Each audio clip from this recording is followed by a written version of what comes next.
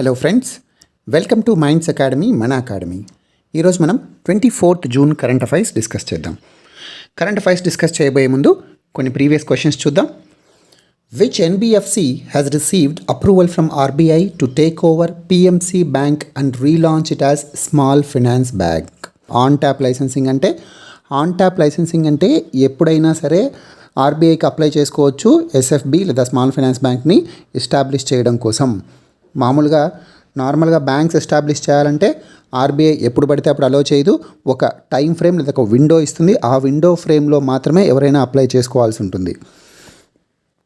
అయితే ఇప్పుడు PMC bank ఏదైతే ఫ్రాడ్లో ఇరుక్కొని ఆ బ్యాంకును మూసేసే పరిస్థితి వచ్చిందో, ఈ బ్యాంక్ యొక్క మేనేజ్మెంట్ని ఆర్బీఐ కూడా టేక్ ఓవర్ చేసిందో, ఈ పిఎంసి బ్యాంక్ని ఎవరు టేక్ ఓవర్ చేయబోతున్నారని డిస్కస్ చేసాం.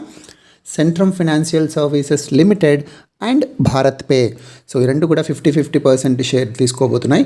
భారత్ పే కూడా. సో భారత్ పే అనేది జస్ట్ 3 years బ్యాక్ స్టార్ట్ చేసినటువంటి ఒక స్టార్టప్ కంపెనీ అనమాట, పేమెంట్ స్టార్టప్ కంపెనీ. సో ఇది and centrum financial services limited అనే ఎన్బిఎఫ్సి రెండు కలిసి స్టార్ట్ చేయబోతున్నాయి ఒక స్మాల్ ఫైనాన్స్ బ్యాంక్ని. అంటే ఇవి పిఎంసి బ్యాంక్ని టేక్ ఓవర్ చేసి దాన్ని స్మాల్ ఫైనాన్స్ బ్యాంక్గా రీలాంచ్ చేయబోతున్నాయి. What is the theme for world refugee day 2021? ప్రపంచ శరణార్థుల దినోత్సవం 2021 యొక్క ఇతివృత్తం ఏమిటి? మనకు ఎప్పుడు జరుపుకుంటారని మాట్లాడుకున్నాం, 20వ తేదీ జూన్. సో ప్రతి సంవత్సరం 20 జూన్న ప్రపంచ శరణార్థుల దినోత్సవం జరుపుకుంటారు. ఈ సంవత్సరం యొక్క ఇతివృత్తం together we heal, learn and shine.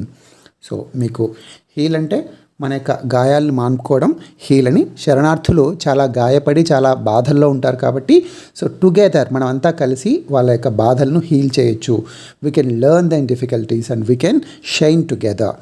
Okay, according to Mercer cost of living survey, Ashgabat is the most expensive city in the world for foreign workers. Which city is ranked as the least expensive? నిన్న Mercer cost of living survey గురించి discuss చేసాం. అందులో అష్గాబాద్ ఏ దేశం యొక్క capital? ఇది very important. Turkmenistan లేదా టర్క్మెనిస్తాన్ అంటారు. Turkmenistan యొక్క క్యాపిటల్ అయినటువంటి అష్గాబాద్ ప్రపంచంలోకెల్లా అత్యంత ఖరీదైనటువంటి, ఎవరికి? ఫారిన్ వర్కర్స్కి, ఎవరైతే ఇతర దేశాల నుంచి విదేశాల నుంచి వచ్చి అక్కడ పని చేసుకుంటుంటారో అలాంటి వాళ్ళకి అత్యంత ఖరీదైనటువంటి దేశంగా ఎన్నిక కాబడింది Mercer cost of living survey ప్రకారం.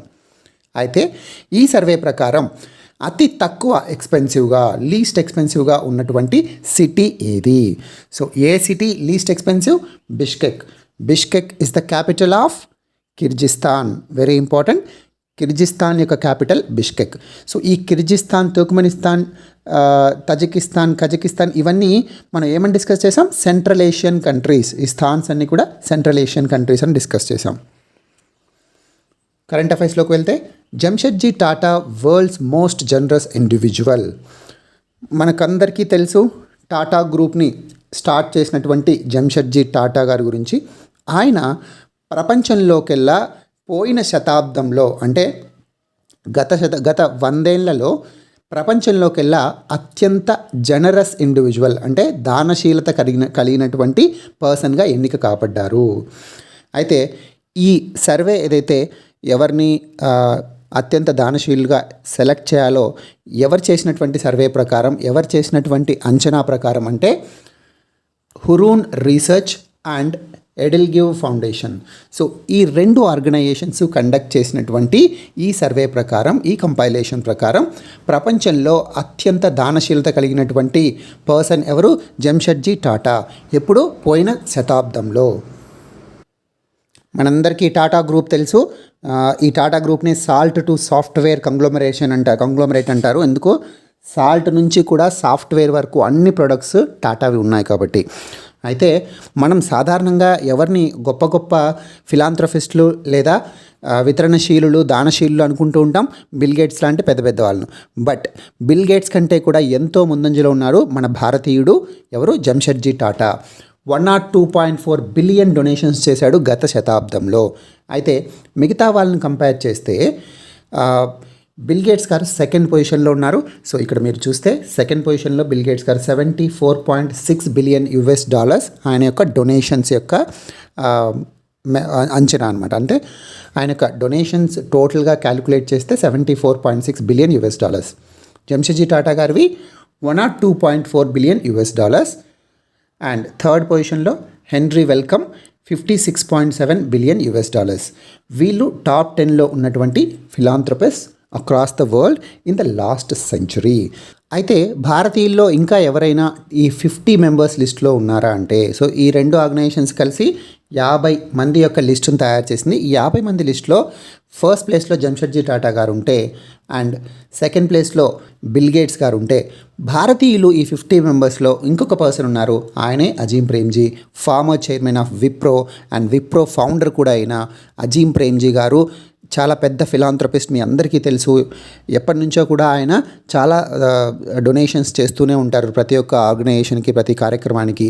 సో ఈయన 12th పొజిషన్లో ఉన్నాడు. మొత్తం 50 మంది లిస్ట్, ఇందులో 12th పొజిషన్లో అజీం ప్రేమ్జీ ఉన్నారు. భారతీయులు 2 మాత్రమే, అందులో ఒకరు Jamsetji Tata, second Azim Premji. So this is about 50 global philanthropist list compiled by Hurun research and EdelGive foundation. ఇంకా ఎవరైనా ఉన్నారా చూస్తే ఫేమస్ పర్సనాలిటీస్ ఇందులో వారెన్ బఫెట్, మీ అందరికీ తెలుసు. సో ఈయన వారెన్ బఫెట్ గారు ఈ మధ్య గేట్స్ ఫౌండేషన్ ట్రస్టీ పదవికి రాజీనామా కూడా చేశారు. అది కూడా ఈరోజు వార్తల్లో ఉంది. Gates foundation, bill and Melinda gates foundation అంటారు. ఎందుకు? మిలిండా గేట్స్, బిల్ గేట్స్ యొక్క వైఫ్, వాళ్ళిద్దరూ ఈ మధ్య విడాకులు తీసుకున్నారు. అందువలన ఇప్పుడు ఆ bill and Melinda gates foundation యొక్క భవితవ్యం కొంచెం అంధకారంలో లేదా సందిగ్ధంలో పడిందనమాట. ఎందుకు? వీళ్ళిద్దరూ విడిపోతే వాళ్ళిద్దరి పేరు మీద ఉన్నటువంటి ఫౌండేషన్ను ఏ విధంగా చేయాలి అన్నటువంటి, ఏ విధంగా నడిపించాలి అన్నటువంటి ఒక సందిగ్ధం ఏర్పడింది. ఈ సందిగ్ధంలో గేట్స్ ఫౌండేషన్ ట్రస్టీగా ఉన్నటువంటి వారెన్ బఫెట్ రాజీనామా చేశారు. ఆయన ఈ bill and Melinda gates foundation ఏదైతే ఉందో దానికి అతిపెద్ద వితరణదారుడు అనమాట. ఎక్కువగా డొనేట్ చేసినటువంటి పర్సన్ ఎవరు అంటే Warren Buffett. So Warren Buffett ఇప్పుడు గేట్స్ ఫౌండేషన్ ట్రస్టీ పదవికి రాజీనామా చేశాడు. బిల్ గేట్స్ ప్రపంచంలో 4వ అతిపెద్ద కుబేరుడు. So 4th richest person in the world Bill Gates. And who is the richest person in the world? ప్రపంచంలోకెల్లా అత్యంత సంపన్నుడు లేదా అత్యంత ధనవంతుడైనటువంటి వ్యక్తి ఎవరు ఇప్పుడు ప్రపంచంలోకెల్లా? Please comment in the comment section. So comment అంటే గుర్తొచ్చింది, మీకు నిన్న నేను చాలా క్వశ్చన్స్ అడిగినట్టున్నాను కమెంట్ చేయమని చెప్పి. Thank you so much for great response from you. చాలామంది కమెంట్ చేశారు. సో రజనీ గారు అన్ని క్వశ్చన్స్కి కమెంట్ చేశారు ఆల్మోస్ట్. నేనేమి అడిగాను? చీఫ్ ఆఫ్ ఆర్మీ అడిగాను, Manoj Mukund Naravane, MM Naravane. And chief of air force RKS Bhadauria అంటారు, ఆర్కేఎస్ భదౌరియా. రాకేష్ కుమార్ సింగ్ భదౌరియా లేదా RKS Bhadauria. Chief of navy admiral Karambir Singh. And నేను ఇంకో క్వశ్చన్ అడిగాను, ఒలింపిక్స్లోని రింగ్స్ ఏం రిప్రజెంట్ చేస్తాయి? 5 రింగ్స్ ఉంటాయి ఒలింపిక్స్ యొక్క ఫ్లాగ్లో. ఆ 5 రింగ్స్ 5 కాంటినెంట్స్ని రిప్రజెంట్ చేస్తాయి. అండ్ ఇంతకుముందు ఒక్కో కాంటినెంట్కి ఒక కలర్ ఇచ్చేవాళ్ళు, కానీ ఆ కలర్ని ఆ కాంటినెంట్స్కి ఇవ్వడం వల్ల, ఉదాహరణకు ఆఫ్రికాకి బ్లాక్ కలర్ అప్పుడు ఇవ్వడం వల్ల కొంచెం వివాదం లేదా కాంట్రవర్సీ చెలరేగింది. ఎందుకు? ఆఫ్రికన్స్ అంతా బ్లాక్ రేస్ కలిగినటువంటి వాళ్ళని చెప్పి మీ ఉద్దేశమా అని చెప్పి. సో ఈ కాంట్రవర్సీస్ ఉండకూడదని చెప్పి కాంటినెంట్స్కి కలర్ని రిప్రజెంట్ చేయడం మానేశారు. సో కాంటినెంట్స్ని రిప్రజెంట్ చేస్తాయి తప్ప ఒక కలర్ ఒక కాంటినెంట్ని అని కాదు. అండ్ బ్రెటన్ వుడ్స్ ట్విన్స్ అడిగాను, IMF అండ్ IBRD. సో చాలామంది కరెక్ట్గా ఆన్సర్ చేశారు. అండ్ మిల్ఖా సింగ్ గారి యొక్క autobiography the race of my life. So what is the autobiography of Milkha Singh? The race of my life. Very very important for your examinations. And Seema Mohammed గారు, మీరు చాలా బాగా ట్రై చేశారు అండ్ కరెక్ట్ ఆన్సర్స్ ఇచ్చారు. Thank you so much. And Mantru Nayak గారు, చిల్కూరి నాగేంద్ర గారు, అలుబోజు రాకేష్ గారు, thank you so much for commenting. Next current అఫైర్స్కి వెళ్తే additional food grains till November. మనం మాట్లాడుకున్నాం ప్రధానమంత్రి గరీబ్ కళ్యాణ్ అన్న యోజన. ప్రధానమంత్రి గరీబ్ కళ్యాణ్ అన్న యోజనని నవంబర్ వరకు, అంటే దీపావళి వరకు పొడిగించాలని చెప్పి నరేంద్ర మోడీ గారు అనౌన్స్ చేశారు. సో ఈ అనౌన్స్ చేసిన తర్వాత ఇప్పుడు క్యాబినెట్ ఆమోదించింది. ఈ అడిషనల్ ఫుడ్ గ్రెయిన్స్ ఏదైతే ఒక్కొక్కరికి 5 కేజీల వీట్ కానీ రైస్ కానీ ఇస్తున్నారో దాన్ని నవంబర్ వరకు పొడిగించడానికి కోసం క్యాబినెట్ ఆమోదాన్ని తెలిపింది. ఇప్పుడు దీని యొక్క అదనపు భారం ఎంత పడుతుంది ప్రభుత్వం మీద అంటే 67,000 కోట్ల రూపాయలు. దీంతో కేవలం ఫుడ్ గ్రెయిన్ యొక్క ఖర్చే కాదు, ఆ ఫుడ్ గ్రెయిన్ ట్రాన్స్పోర్టేషన్ చేయడం అండ్ ఫెయిర్ ప్రైస్ షాప్స్ ఏవైతే ఉంటాయో వాళ్ళకు కూడా మార్జిన్ ఇవ్వాలి కదా, వాళ్ళేమీ ఫ్రీగా చేయరు కదా. సో వాళ్ళ మార్జిన్ అండ్ ట్రాన్స్పోర్టేషన్ ఛార్జెస్ అన్నీ కలుపుకొని రవాణా ఖర్చులు, తిండి గింజల ఖర్చు అండ్ ఎవరైతే పంపిణీదారులు ఉంటారో వాళ్ళ యొక్క మార్జిన్ అన్నీ కలుపుకొని 67,000 కోట్ల రూపాయలు ప్రభుత్వానికి అదనపు భారం పడుతుంది. ఈ నవంబర్ వరకు దీన్ని ఎక్స్టెండ్ చేయడం వల్ల, ప్రధానమంత్రి గరీబ్ కళ్యాణ్ అన్న యోజనని ఎక్స్టెండ్ చేయడం వల్ల. అండ్ మీ అందరికీ చెప్పాను, ఇంతకుముందు 2020లో దీన్ని అనౌన్స్ చేసినప్పుడు ఈ 5 కేజీల రైస్తో పాటు ఫుడ్ గ్రెయిన్స్తో పాటు పల్సెస్ కూడా ఇచ్చేవాళ్ళు. ఈ పల్సెస్ ఇవ్వడాన్ని ఆ పార్ట్ని ఇందులో ఆపేశారు. కేవలం రైస్ లేదా వీటిని మాత్రమే ఇస్తున్నారు. నెక్స్ట్ న్యూస్ ఐటమ్ చూస్తే ICC world test championship, WTC లేదా world test championship very important. ఇది 2019 నుంచి 21 వరకు జరిగింది. First ever world test championships అనమాట. ఇది మొట్టమొదటిసారి జరిగినటువంటి ప్రపంచ టెస్ట్ ఛాంపియన్షిప్ మొట్టమొదటిసారి ఐసీసీ వరల్డ్ టెస్ట్ ఛాంపియన్షిప్ 2019లో మొదలై 21 అంటే నిన్న ముగిసింది. నిన్న మనకు తెలుసు న్యూజిలాండ్ భారత్ను ఓడించింది ఫైనల్లో అండ్ న్యూజిలాండ్ గెలిచింది మొట్టమొదటి ICC world test ఛాంపియన్షిప్ని. And who is the player of the match? Jamieson is the player of the match, న్యూజిలాండ్కి చెందినటువంటి క్రీడాకారుడు. Kane Williamson is the player of the series, అంటే మొత్తం test సిరీస్కి Kane Williamson is the player of the series. ఈ మొత్తం world test ఛాంపియన్షిప్లో first ఎవరు? New Zealand కప్ను అందుకుంది కాబట్టి New Zealand ఇప్పుడు holder of the cup are holder of the championship. Second place India, ఫైనల్లో India ఓడిపోయింది న్యూజిలాండ్ చేతిలో. Third place Australia. And final match ఎక్కడ జరిగింది? ఇంగ్లాండ్లో జరిగింది, సౌతాంప్టన్లో. And what is the stadium?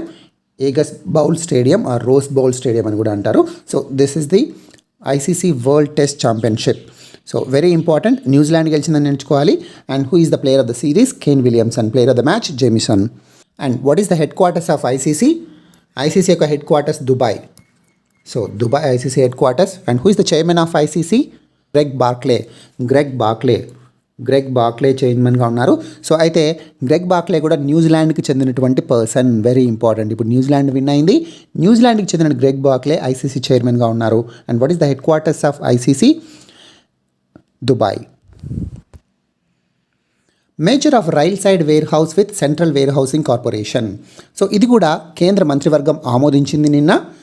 Rail side warehouse ఇది ఒక మినీ రత్న కంపెనీ. ఈ railside warehouse and central warehousing corporation, CWC అని మీరు వినుంటారు. సో ఇవి రెండు కూడా దాదాపు గిడ్డంగులకు సంబంధించినటువంటివే కాబట్టి, వేర్ హౌస్లకు సంబంధించినవే కాబట్టి, రెండిటి యొక్క పర్పస్, ఆబ్జెక్టివ్, వర్కింగ్ దాదాపు సేమ్ కాబట్టి ఈ రెండింటిని ఒకే సంస్థ కిందకి తీసుకొస్తే వర్కింగ్ బాగుంటుంది, అడ్మినిస్ట్రేషన్ బాగుంటుందన్న ఉద్దేశంతో కలిపారు. So this is the policy of BJP government. వచ్చినప్పటి నుంచి కూడా వాళ్ళు చెప్తున్నారు minimum government, maximum governance. So కనిష్ట ప్రభుత్వం, గరిష్ట పాలన. అంటే అడ్మినిస్ట్రేషన్ ఎక్కువగా ఉండాలి, అడ్మినిస్ట్రేటివ్ స్ట్రెంగ్త్ ఏదైతే ఉందో లేదా డిపార్ట్మెంట్స్ ఏవైతే ఉన్నాయో అవి తక్కువగా ఉండాలి. సో అప్పుడు కన్ఫ్యూషన్ ఉండదు అన్నటువంటిది వాళ్ళ ఉద్దేశం అనమాట. ఎందుకు ఈ రెండింటినీ కలిపారు? వేర్వేరు వ్యవస్థల అవసరం లేదు, ఎందుకంటే రెండు సంస్థల యొక్క పనితీరు ఒకటే. రెండు సంస్థల పనితీరు ఒకటే అయినప్పుడు వేర్వేరు వ్యవస్థలు ఉండడం వల్ల అనవసరపు కన్ఫ్యూషన్ ఉంటుంది. సో ఇప్పుడు రెండింటినీ ఒకే దగ్గర చేర్చడం వల్ల ఏంటి ఉపయోగం? ఇప్పుడు వీటి యొక్క కార్పొరేట్ ఆఫీస్ ఒకటే అయిపోతుంది. అంతేకాకుండా ఇతర అడ్మినిస్ట్రేషన్ ఖర్చులు కూడా ఇంతకుముందు అంటే 2 types ఆఫ్ అడ్మినిస్ట్రేషన్ సెక్షన్స్ ఉండాలి, ఇప్పుడైతే ఒకే సెక్షన్ సరిపోతుంది. సో ఈ విధంగా పరిపాలన ఖర్చులు తగ్గించవచ్చు, ఆఫీస్ అద్దెలు తగ్గించవచ్చు, ఉద్యోగస్తులను కూడా కన్సాలిడేట్ చేయడం వల్ల ఎక్కువగా రిక్రూట్ చేసుకునేటువంటి అవకాశం లేదా అవసరం రాదు. సో ఈ విధంగా ఖర్చులు తగ్గించుకోవచ్చు అన్నటువంటి ఉద్దేశం ప్రధానంగా. అండ్ పాలన పెంచవచ్చు తక్కువ డిపార్ట్మెంట్స్ ఉంటే, కనిష్ట ప్రభుత్వం, గరిష్ట పాలన. So this is about merger of rail side warehouse with central warehousing corporation. SD షిబులాల్, ఈయన ఇంతకుముందు ఇన్ఫోసిస్ సీఈఓగా ఉన్నారు. ఇంతకుముందు ఈయన పేరు SD షిబులాల్, మీరు వినే ఉంటారు. ఇన్ఫోసిస్ యొక్క సీఈఓలు చాలా కొద్దిమంది మారారు కాబట్టి. సో ఈయన్ను మిషన్ కర్మయోగి యొక్క టాస్క్ ఫోర్స్ చైర్పర్సన్గా నియమించారు. Very important. He is the chairman of task force on mission Karmayogi. మీరు వినే ఉంటారు మిషన్ కర్మయోగి అని చెప్పి. మిషన్ కర్మయోగిని కేంద్ర ప్రభుత్వం ఎందుకు స్టార్ట్ చేసింది? సివిల్ సర్వీసెస్లో సంస్కరణలు తీసుకురావడం కోసం, బ్యూరోక్రసీలో, సివిల్ సర్వీసెస్లో రిఫార్మ్స్ తీసుకురావడం కోసం సెంట్రల్ గవర్నమెంట్ ఏర్పాటు చేసినటువంటి మిషన్ ఏంటి? మిషన్ కర్మయోగి. ఈ మిషన్ కర్మయోగికి సంబంధించినటువంటి ఒక టాస్క్ ఫోర్స్కి ఇన్ఫోసిస్కి ఇంతకుముందు పనిచేసినటువంటి ఎస్టీ షిబులాల్ గారిని నియమించారు. సో ఈయన ఆ టాస్క్ ఫోర్స్ యొక్క చైర్పర్సన్గా ఉంటారనమాట. అయితే ఆ టాస్క్ ఫోర్స్ దేనికి సంబంధించింది? కర్మయోగి భారత్. సో కర్మయోగి భారత్ అనేటువంటి ఒక స్పెషల్ పర్పస్ వెహికల్ అంటే ఇదొక పర్పస్ కోసం ఏర్పాటు చేస్తారు. అందులో నిధులు కూడా కేవలం ఆ పర్పస్ కోసం మాత్రమే ఖర్చు పెడతారు. అలాంటి స్పెషల్ పర్పస్ వెహికల్ పేరేంటి? కర్మయోగి భారత్. ఇది ఏ పర్పస్ కోసం పనిచేస్తుంది? ఇది మిషన్ కర్మయోగి ఇంప్లిమెంటేషన్ కోసం పనిచేస్తుంది. అయితే ఈ స్పెషల్ పర్పస్ వెహికల్ ఏ విధంగా పనిచేయాలి, దాని యొక్క అడ్మినిస్ట్రేషన్ ఏ విధంగా ఉండాలి, మిషన్ కర్మయోగి యొక్క కార్యకలాపాలు దీని ద్వారా ఏ విధంగా జరగాలి, వీటన్నిటిని డిసైడ్ చేయడం కోసం ఒక టాస్క్ ఫోర్స్ని ఏర్పాటు చేశారు. ఆ టాస్క్ ఫోర్స్ యొక్క చైర్మన్గా ఇప్పుడు షిబులాల్ గారిని నియమించారనమాట. ఈయన ఇన్ఫోసిస్ యొక్క ఇంతకుముందు CEO షిబులాల్ అని చెప్పి మనం మాట్లాడుకున్నాం. మిషన్ కర్మయోగి అంటే national program for civil services capacity building. So ఇక్కడ చూసారా, సివిల్ సర్వీసెస్ యొక్క కెపాసిటీ బిల్డింగ్, సామర్థ్యాన్ని పెంచడం కోసం, అందులో సంస్కరణలు తీసుకురావడం కోసం, సామర్థ్యాన్ని పెంచడం ద్వారా వీళ్ళు ప్రజలకు ఎక్కువగా ఉపయోగపడేలా, సివిల్ సర్వీసెస్ అనేది ప్రజల దృష్టికోణంలో, ప్రజల యొక్క ఓరియంటేషన్లో ఉండేలాగా, ప్రజల యొక్క సమస్యలను సత్వరంగా పరిష్కరించేలాగా వాళ్ళ యొక్క పనితీరును పెంపొందించడం కోసం, సామర్థ్యాన్ని పెంపొందించడం కోసం ఏర్పాటు చేయబడిన మిషన్ ఏంటి? National program for civil services capacity building. దీన్నే మిషన్ కర్మయోగి అంటారు. ఇప్పుడు ఈ టాస్క్ ఫోర్స్ని ఎందుకు ఏర్పాటు చేశారు? కర్మయోగి భారత్ SPV యొక్క ఆపరేషన్ ఏ విధంగా ఉండాలి అన్నటువంటి దానికి రోడ్ మ్యాప్ అండ్ గైడెన్స్ ఇవ్వడం కోసం ఏర్పాటు చేశారు. First ever genetically modified rubber plant లేదా రబ్బర్ సాప్లింగ్. సో మొట్టమొదటిసారి ప్రపంచంలోకెల్లా జెనెటికలీ మాడిఫైడ్, జన్యువును మార్పు చెందించినటువంటి రబ్బర్ ప్లాంట్ లేదా రబ్బర్ సాప్లింగ్ని ఎక్కడ నాటారు అంటే గౌహతిలోని సరుతారి రీసెర్చ్ ఫామ్ అనమాట. సో ఈ సరుతారి రీసెర్చ్ ఫామ్ ఎక్కడుందంటే అస్సాం యొక్క క్యాపిటల్ అయినటువంటి గౌహతికి అవుట్స్కట్స్లో ఉంటుంది Sarutari research farm. Very very important. ఇక్కడ మొట్టమొదటి జెనెటికలీ మాడిఫైడ్ రబ్బర్ ప్లాంట్ని నాటారు. సో అయితే ఈ జెనెటిక్ మాడిఫికేషన్ ఏ విధంగా చేశారు, ఎందుకు చేశారు అన్నటువంటిది మనం డిస్కస్ చేద్దాం. ఏం చేశారు యాక్చువల్గా ఇక్కడ? MNSOD అన్నటువంటి జీన్ని ఇందులోకి ఇన్సర్ట్ చేశారు. ఏంటి జీన్? దీని పేరేంటి? Manganese containing super oxide dismutase. ఏంటి దీని పేరు? MNSOD లేదా manganese containing super oxide dismutase. దీన్ని ఎందుకు ఈ ప్లాంట్లోకి ఇంట్రడ్యూస్ చేశారు? ఇక్కడ ప్లాంట్ అండి ఇది. సో ఎందుకు ఈ రబ్బర్ ప్లాంట్లోకి ఇంట్రడ్యూస్ చేశారు అంటే సివియర్ కోల్డ్ కండిషన్స్ని కూడా తట్టుకొని ఈ మొక్క పెరిగే విధంగా తోడ్పాటు అందిస్తుంది ఈ జీన్ అనమాట. సో ఈ జన్యువు సివియర్ కోల్డ్ కండిషన్ను తట్టుకోవడం వల్ల ఇలాంటి జన్యువుని ఈ మొక్కలో ప్రవేశపెట్టడం వల్ల నార్త్ ఈస్టర్న్ రీజియన్లో ఏవైతే కోల్డ్ చలికాలంలో ఏవైతే విపరీతమైనటువంటి సివియర్ కోల్డ్ కండిషన్స్ ఉంటాయో ఆ కండిషన్స్ని కూడా తట్టుకొని ఈ మొక్క పెరగగలుగుతుంది. So very important. North eastern region సాధారణంగా వింటర్ సీజన్లో పనికిరాదు రబ్బర్ ప్లాంట్ని పెంచడం కోసం. అందువల్ల ఏమవుతుందంటే రబ్బర్ ప్లాంట్ దాదాపు డార్మెంట్లోకి వెళ్ళిపోతుంది, సరిగా దాని యొక్క గ్రోత్ ఉండదన్నమాట. దాన్ని నివారించడం కోసం ఈ జీన్ MNSOD జీన్ని దీంట్లోకి ఎక్కువగా ఇంట్రడ్యూస్ చేయడం వల్ల నార్త్ ఈస్టర్న్ రీజన్లో ఉన్నటువంటి ఈశాన్య ప్రాంతంలో ఉన్నటువంటి సివియర్ కోల్డ్ కండిషన్, అత్యంత చలి కండిషన్స్ని కూడా, పరిస్థితులను కూడా తట్టుకొని ఆ మొక్క పెరగగలుగుతుంది.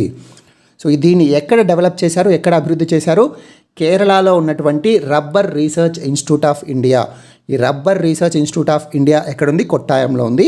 సో ఇక్కడ డెవలప్ చేసి నార్త్ ఈస్టర్న్ రీజన్ అయినటువంటి గౌహతి దగ్గర ఉన్నటువంటి సరుతారి రీసెర్చ్ ఫామ్లో ప్లాంటింగ్ చేశారు. అండ్ భారతదేశంలో మొట్టమొదటి GM క్రాప్ ఏంటి? మనం అందరం తెలుసుకున్నాం HTBT కాటన్ గురించి మాట్లాడేటప్పుడు. BT cotton is the only crop and the first GM modified లేదా జెనెటికలీ మాడిఫైడ్ క్రాప్ అని మనం మాట్లాడుకున్నాం.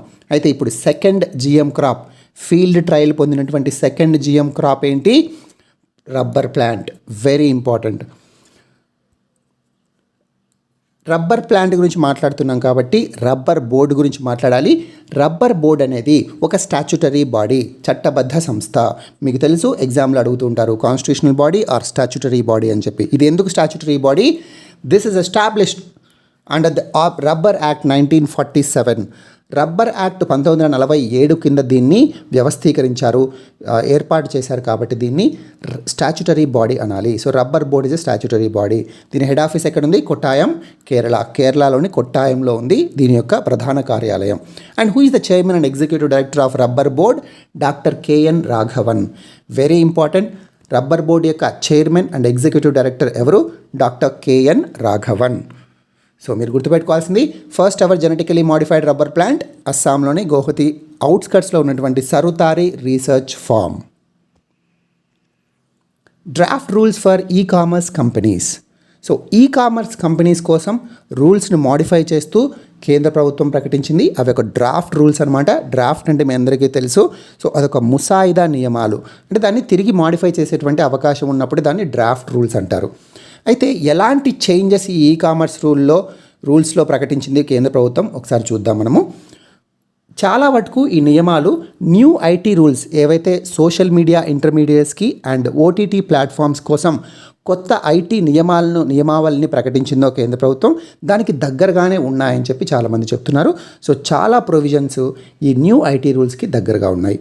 అంతేకాకుండా ఇందులో చాలా నియమాలు ఏ రకంగా ఉన్నాయి అంటే వినియోగదారుల ప్రొటెక్షన్ కోసం and liabilities for online retailers. Online ద్వారా ఈ కామర్స్ కంపెనీలు ఏవైతే అమ్ముతూ ఉంటాయో ఆ అమ్మిన వస్తువులు వినియోగదారుడు కొన్నప్పుడు ఆ వినియోగదారునికి ఆ వస్తువుల ద్వారా ఏమైనా సమస్యలు వస్తే దాని యొక్క బాధ్యత ఎవరు వహించాలి? ఈ కామర్స్ కంపెనీ ప్లాట్ఫామ్సే వహించాలి. సో ఈ లయబిలిటీని, ఈ యొక్క రెస్పాన్సిబిలిటీని, బాధ్యతను పెంపొందించే విధంగా చాలా వరకు రూల్స్ ఉన్నాయి అని చెప్పి చెప్తున్నారు. సో ఈ కామర్స్ కంపెనీస్ కోసం ఫ్రేమ్ చేసినటువంటి రూల్స్ దాదాపు ఐటీ ఇంటర్మీడియరీస్ కోసం తయారు చేసిన రూల్స్కి దగ్గరగా ఉన్నాయి. అంతేకాకుండా liability for online retailers for goods and services purchased on their platforms. వాళ్ళ ప్లాట్ఫామ్లో ఏవైతే వినియోగదారులు వస్తువులు లేదా సేవలు కొంటారో దాని యొక్క బాధ్యత వాళ్ళు ఎక్కువగా వహించేలాగా ఏర్పాటు చేశారు. అంతేకాకుండా ఇంకా ఇంపార్టెంట్ పాయింట్స్ ఏంటంటే ఫ్లాష్ సేల్స్ కొన్ని ఉంటాయి కదా, ఈ కస్టమర్స్ని మోసం చేసేటువంటి ఫ్లాష్ సేల్స్ని నియంత్రించేలాగా ఉన్నాయి. బట్ వాళ్ళొక క్లారిఫికేషన్ ఏమి ఇచ్చారు అంటే, మేము డిస్కౌంట్స్కి వ్యతిరేకం కాదు, కస్టమర్స్కి ఉపయోగపడే లేదా కస్టమర్స్కి లాభాన్ని అందించేటువంటి డిస్కౌంట్స్ అయితే మీరు అనౌన్స్ చేయొచ్చు, నో ప్రాబ్లం. బట్ కస్టమర్లని మోసం చేసేటువంటి ఫ్లాష్ సేల్స్ ఏవైతే మీరు ప్రకటిస్తుంటారో వాటిని మార్చుకోవాలి. సో వాటికి వ్యతిరేకంగా లేదా వాటిని బ్యాన్ చేసే విధంగా ఈ రూల్స్ ఉన్నాయని చెప్తున్నారు. ఈ రూల్స్ని ఎవరు అనౌన్స్ చేశారు? Consumer affairs ministry. So who is our consumer affairs minister? Piyush Goyal గారు. సో కన్జ్యూమర్ అఫైర్స్ మినిస్ట్రీ, వినియోగదారుల వ్యవహారాల మంత్రిత్వ శాఖ దీన్ని అనౌన్స్ చేసింది. అందుకే ఏ చట్టం కిందకు వస్తుంది? ఇది కన్జ్యూమర్ ప్రొటెక్షన్ యాక్ట్, వినియోగదారుల సంరక్షణ చట్టం కింద ఈ నియమాలు వస్తాయి. సాధారణంగా చట్టం ఒకటి ఉంటుంది, ఆ చట్టాన్ని ఆధారంగా చేసుకొని కేంద్ర ప్రభుత్వం రూల్స్ని అనౌన్స్ చేస్తుంది. సో ఆ రూల్స్ వేరు, చట్టం వేరు. బట్ ఈ రూల్స్ ఆ చట్టం నుంచే వస్తాయన్నమాట. సో ఆ రూల్స్ని పాటిస్తే చట్టాన్ని పాటించినట్లే. సో ఈ కామర్స్ రూల్స్ ఎక్కడి నుంచి వచ్చాయి? కన్జ్యూమర్ ప్రొటెక్షన్ యాక్ట్ నుంచి జనరేట్ అయినటువంటి రూల్స్ అనమాట. సో నేను ఇందాక రబ్బర్ గురించి మాట్లాడేటప్పుడు ఒక పాయింట్ చెప్పడం మర్చిపోయాను. సో ఏ స్టేట్ భారతదేశంలో ఎక్కువగా రబ్బర్ను ప్రొడ్యూస్ చేస్తుంది? కేరళ. మీకు అందుకే రబ్బర్ బోర్డ్ యొక్క హెడ్ ఆఫీస్ కేరళలోనే ఉంది. అంతేకాకుండా rubber research institute of India కూడా కేరళలోనే ఉంది. అండ్ ప్రపంచవ్యాప్తంగా రబ్బర్ను ఎక్కువగా ప్రొడ్యూస్ చేసేటువంటి దేశం ఏది? Thailand. So very important. So world's largest producer of rubber is Thailand. India's largest producer of rubber is Kerala. Next news ఐటమ్స్కి వెళ్తే Uttarakhand's unelected CM. So Indian ఎక్స్ప్రెస్లో ఈరోజు ఈ న్యూస్ వచ్చింది, ఉత్తరాఖండ్స్ అన్ఎలెక్టెడ్ సీఎం అని చెప్పి. ఎందుకు? ఉత్తరాఖండ్ యొక్క ప్రస్తుతం ఉన్నటువంటి సీఎం ఎవరు? తీరత్ సింగ్ రావత్. సో తీరత్ సింగ్ రావత్ గారు ప్రస్తుతం ముఖ్యమంత్రిగా వ్యవహరిస్తున్నారు. కానీ ఆయన ఎమ్మెల్యే కాదు, ఆ రాష్ట్రంలో ఎమ్మెల్యేగా ఆయన ఎన్నిక కాబడలేదు. మనకు ఆర్టికల్ 164(4) మనం ఇంతకుముందు వెస్ట్ బెంగాల్ సీఎం మమతా బెనర్జీ గారి గురించి మాట్లాడేటప్పుడు డిస్కస్ చేశాం. ఎందుకంటే ఆమె కూడా ఎలక్షన్స్లో ఓడిపోయారు, బట్ చీఫ్ మినిస్టర్గా కొనసాగుతున్నారు.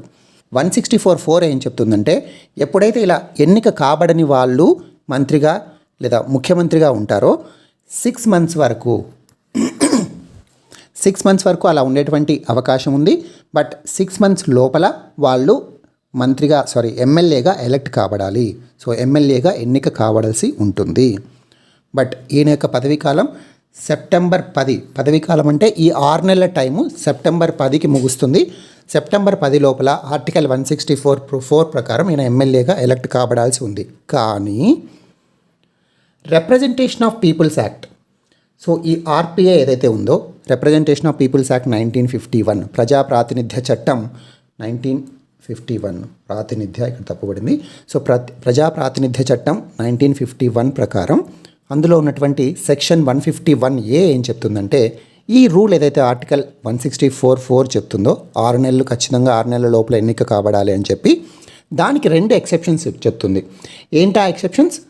Reminder of the term less than a year ఉంటే, అంటే ఆయన యొక్క పదవీ కాలం సంవత్సరం కంటే తక్కువ మిగిలి ఉంటే అప్పుడు ఎమ్మెల్యేగా ఎలక్ట్ కాబడాల్సినటువంటి రూల్ పాటించాల్సినటువంటి అవసరం లేదు.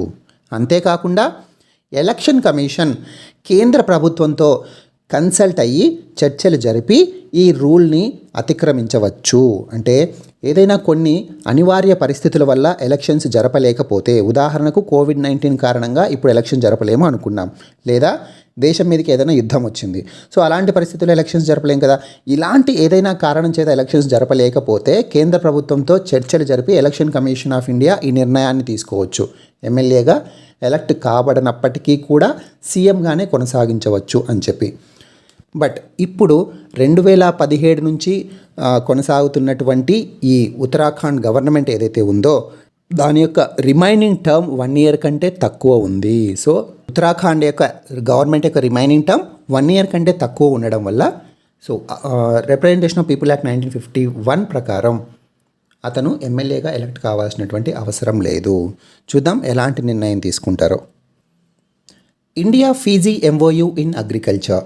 So Fiji island country and భారతదేశం రెండు కూడా వ్యవసాయ రంగంలో ఒక మెమొరాండం ఆఫ్ అండర్స్టాండింగ్ని ఏర్పాటు చేసుకున్నాయి.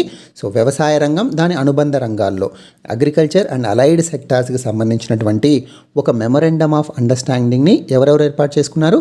భారతదేశం and Fiji island country. And who is our agriculture minister? Narendra Singh Tomar. చాలాసార్లు చెప్పుకున్నాం. So Narendra Singh Tomar is our agriculture minister. అయితే ఫీజీ యొక్క అగ్రికల్చర్ మినిస్టర్ ఎవరు అంటే డాక్టర్ మహేంద్ర రెడ్డి.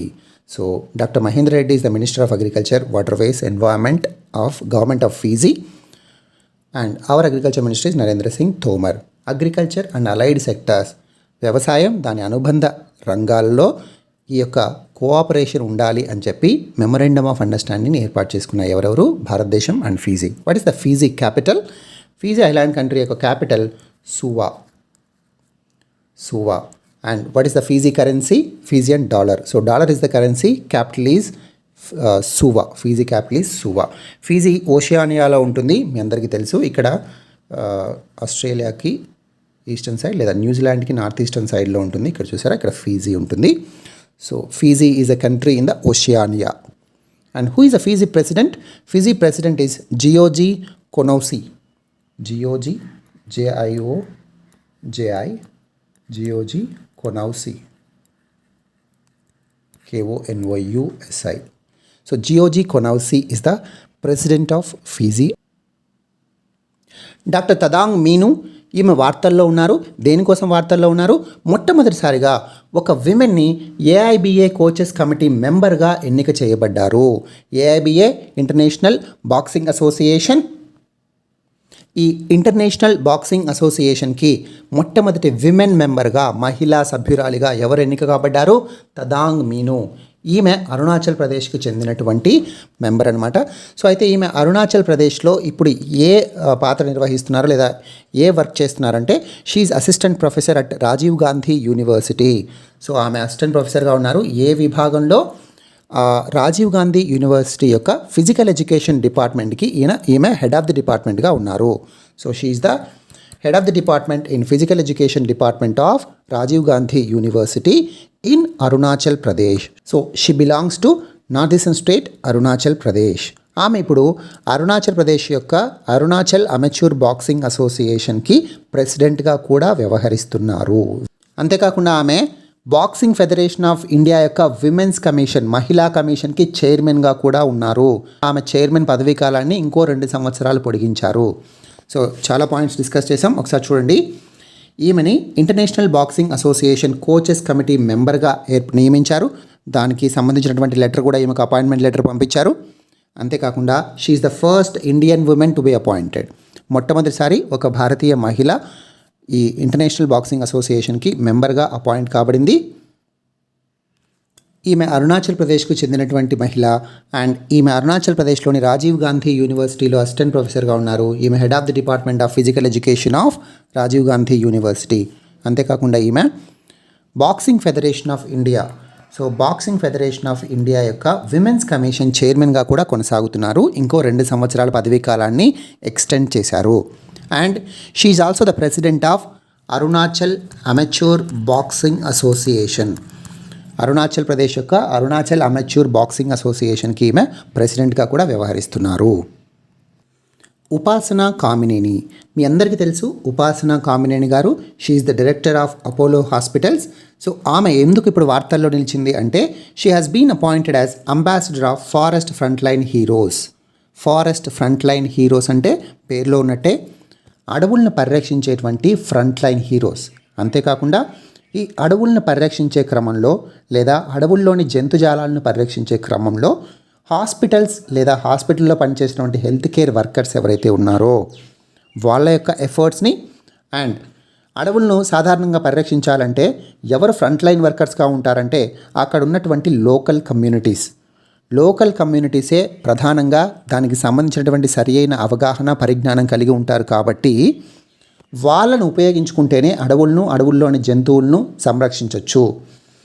అండ్ ఆ లోకల్ కమ్యూనిటీస్కి అండ్ ఎవరైతే ఈ హాస్పిటల్స్లో వర్క్ చేస్తుంటారో ఫ్రంట్ లైన్ వర్కర్స్గా ఈ వైల్డ్ లైఫ్ ప్రొటెక్షన్కి సంబంధించి వీరిరువురికి అంబాసిడర్గా ఉపాసన కామినేని గారిని అపాయింట్ చేశారు.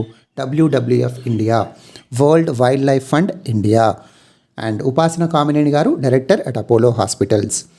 అండ్ ఇప్పుడు world wildlife fund India WWF India యొక్క హెడ్ క్వార్టర్స్ ఏంటి? న్యూఢిల్లీ. ఆశీర్వాద్ స్కీమ్. సో ఆశీర్వాద్ స్కీమ్ని ఒడిషా గవర్నమెంట్ అనౌన్స్ చేసింది. ఒడిషా యొక్క చీఫ్ మినిస్టర్ ముఖ్యమంత్రి గారు ఎవరు? నవీన్ పట్నాయక్. ఈయన చాలా ఏళ్ళ నుంచి ఉన్నారు, మీ అందరికీ తెలుసు. సో నవీన్ పట్నాయక్ గారు ఆశీర్వాద్ స్కీమ్ని ఎవరి కోసం అనౌన్స్ చేశారు? అనాథ పిల్లల కోసం. ఎవరైతే COVID-19 కారణంగా వారి యొక్క తల్లిదండ్రులను కోల్పోయి ఉంటారో వాళ్ళ కోసం అనౌన్స్ చేసినటువంటి Odisha government scheme Ashirwad scheme. ఈ స్కీమ్ ప్రకారం ఇరువురు తల్లిదండ్రులను కోల్పోతే కనుక వాళ్ళకు నెలకి 2,500 రూపాయలు ప్రొవైడ్ చేస్తారు. అండ్ ఒక పేరెంట్ని మాత్రమే, సింగిల్ పేరెంట్ని మాత్రమే వాళ్ళు కోల్పోతే 1,500 రూపాయలు నెలకు వాళ్ళకు ఇస్తారనమాట. సో అయితే అంటే ఏ పీరియడ్లో చనిపోయినప్పుడు అంటే April 1, 2020 తర్వాత మరణించినటువంటి వాళ్ళ ఫ్యామిలీస్కి మాత్రమే. సో ఎవరైతే పిల్లలు వాళ్ళ తల్లిదండ్రులు ఇరువురిని April 1, 2020 తర్వాత కోల్పోయి ఉంటారో వాళ్ళకి 2,500 రూపాయలు నెలకి ఇస్తారు.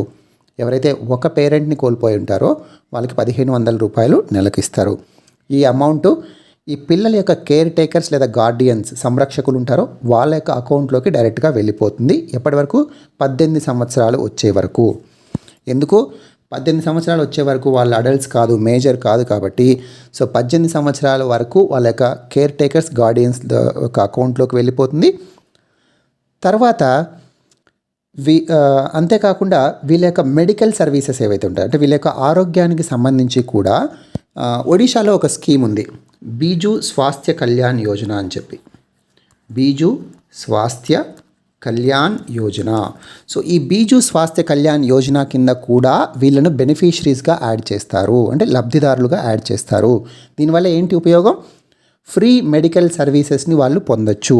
అంతేకాకుండా ఫుడ్ సెక్యూరిటీ స్కీమ్ని కూడా వాళ్ళు పొందొచ్చు. ఏదైతే ఫుడ్ సెక్యూరిటీ స్కీమ్ ద్వారా కావాల్సినటువంటి ధాన్యాలు కానీ తిండి గింజలు కానీ ఇస్తున్నారో సో ఈ ఫుడ్ సెక్యూరిటీ స్కీమ్ని పొందొచ్చు, ఫ్రీ మెడికల్ సర్వీసెస్ని పొందొచ్చు. ఈ COVID-19 వల్ల అనాథలైనటువంటి పిల్లల కోసం ఈ స్కీమ్. ఏం స్కీమ్ ఇది? Ashirwad scheme by Odisha government. IAF's first women pilot from Jammu Kashmir. So మొట్టమొదటిసారిగా జమ్మూ కాశ్మీర్ నుంచి ఒక విమెన్ పైలట్ ఎన్నిక కాబడింది ఇండియన్ ఎయిర్ ఫోర్స్కి. సో ఈమె పేరేంటి? Mawya Sudan. So Mawya Sudan, she becomes IAF's first women fighter pilot. So fighter pilot అనమాట ఈమె. జమ్మూ కాశ్మీర్ నుంచి మొట్టమొదటిసారిగా ఫైటర్ పైలట్ వచ్చింది. ఆమె పేరు మావియా సూదన్. ఇండియన్ ఎయిర్ ఫోర్స్కి వర్క్ చేస్తారు. ఈమె విమెన్ ఫైటర్ పైలట్స్ అందరిలో 12వ విమెన్ ఫైటర్ పైలట్స్. అంటే ఈమె ముందు 11 మంది మహిళా ఫైటర్ పైలట్స్ ఉన్నారు. ఈమె 12వ మహిళా fighter pilot. Airtel and Tata partnered for 5G. So మామూలుగా ఇప్పుడు భారతదేశంలో 5Gకి సంబంధించి చాలా ర్యాపిడ్ పేస్లో తన యొక్క కార్యక్రమాలను కొనసాగించుకుంటూ వెళ్తుంది జియో. సో ఈ రిలయన్స్ జియోకి ఆపోజిట్గా లేదా రిలయన్స్ జియోను ఢీకొనడానికి ఎయిర్టెల్ టాటా గ్రూప్స్తో పార్ట్నర్షిప్ని భాగస్వామ్యాన్ని ఏర్పరచుకుంటుంది. భారతదేశం అంతటా 5G నెట్వర్క్ సొల్యూషన్స్ని ఏర్పాటు చేయడానికి లేదా డెవలప్ చేయడానికి. దీనివల్ల వాళ్ళ యొక్క లాభం ఏంటి? ఎయిర్టెల్ టాటా గ్రూప్ కలిస్తే రిలయన్స్ జియోని మేము ఢీకొట్టచ్చు లేదా రిలయన్స్ జియోతో పోటీ పడవచ్చు అన్నటువంటి ఉద్దేశంతో వీళ్ళిరువురు కూడా కలిశారనమాట. ఈ ఇమేజ్లో ఉన్నది ఏంటి? Great barrier reef. Great barrier reef. So great barrier reef అనేది ప్రపంచంలోకెల్లా రిచెస్ట్ కోరల్ రీఫ్ సిస్టమ్ అనమాట. The world's richest coral reef system లేదా world's largest coral reef system. So ఇలాంటి కోరల్ రీఫ్ సిస్టమ్ దీన్ని యునెస్కో డౌన్గ్రేడ్ చేసింది దీని యొక్క స్టేటస్ని. So ఈ మధ్య అందువల్ల ఇది వార్తల్లో నిలిచింది. ఇక్కడ క్వశ్చన్ ఏంటంటే ఈ గ్రేట్ బ్యారియర్ రీఫ్ ఏ దేశంలో ఉంది? So please comment in the comment section. దీని గురించి మనం కంప్లీట్ డీటెయిల్స్ రేపు డిస్కస్ చేద్దాం. అంతేకాకుండా ఈరోజు జమ్మూ కాశ్మీర్ కూడా ప్రధానంగా వార్తల్లో నిలిచింది. ఎందుకోసం? మీటింగ్ని ఏర్పాటు చేశారు జమ్మూ కాశ్మీర్లో, ఈ రోజు నడుస్తుంది. సో దాని యొక్క పూర్తి డీటెయిల్స్ అండ్ జమ్మూ కాశ్మీర్ యొక్క స్టేటస్ను కూడా మార్చాలన్నటువంటి ఉద్దేశంతో ఉన్నారు అని వార్తలు వస్తున్నాయి గత 2-3 రోజులుగా. ఎందుకోసం? జమ్మూ కాశ్మీర్ని డివైడ్ చేశారు. యాక్చువల్గా ముందు ఉన్నటువంటి జమ్మూ కాశ్మీర్ యొక్క ప్రత్యేక ప్రతిపత్తిని తొలగించి జమ్మూ కాశ్మీర్ని 2 యూనియన్ టెరిటరీస్గా డివైడ్ చేశారు. ఒకటి Ladakh union territory and Jammu Kashmir union territory. Jammu కాశ్మీర్కి ఏమో అసెంబ్లీ ఉంటుంది, లడాక్కి ఉండదు. బట్ తర్వాత అప్పుడు డివైడ్ చేసేటప్పుడు ఏం చెప్పారు అంటే 2019లోనే జమ్మూ కాశ్మీర్ని నిదానంగా మేము స్టేట్హుడ్ ఒక ప్రత్యేక యూనియన్ టెరిటరీగా కాకుండా ఒక రాష్ట్రంగా ఏర్పాటు చేసేటువంటి రాష్ట్ర హోదా ఇచ్చేటువంటి అవకాశం ఉందని చెప్పారు. సో దానికోసమే ఇప్పుడు చర్చలు జరుగుతున్నాయని చెప్పి రూమర్స్ వస్తున్నాయి. బట్ ఈ చర్చల యొక్క సారాంశం ఏంటి, అసలు ఏం జరిగిందో ఏం జరుగుతుందో రేపు డిస్కస్ చేద్దాం. Thank you so much. Please like, share and subscribe to minds academy.